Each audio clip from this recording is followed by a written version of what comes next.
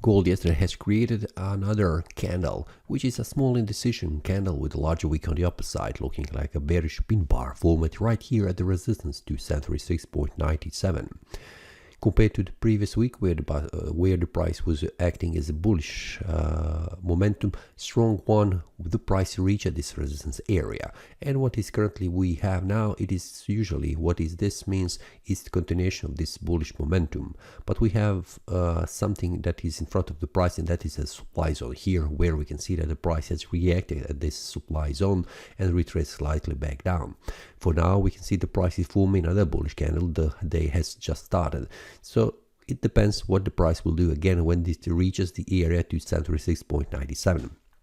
Will the price manage to make a bullish breakout? It's something that we need to see on the lower time frames, 4-hour and 1-hour time frame, to continue to see will the price remain in the bullish momentum, or it will stuck again at this supply zone and then retrace back down, or it will move slightly on the sideways. For now, as it looks currently, this looks much more bullish, where I'm expecting that the price will reach again to 36.97, and from there I will see what happens. Will the lower time frame make a bullish breakout, which will be a continuation of the bullish momentum, or it will stall and return back down. Now on the lower side, it is very important to see the price 2718.63 above this price level in order to remain on the bullish momentum. But if the price closes below this area, this price level, this will mean a small bearish momentum that will overtake the market, and then there is a potentially drop down all the way to 2697.14.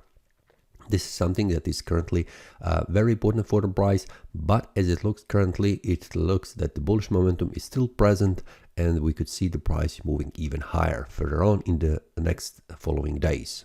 This is all for today. See you next time and happy trading. That is all from today's analysis. I hope you enjoyed. If you have any question, feel free to leave a comment. If you like the analysis, click the like button and subscribe. See you next time and a happy trading.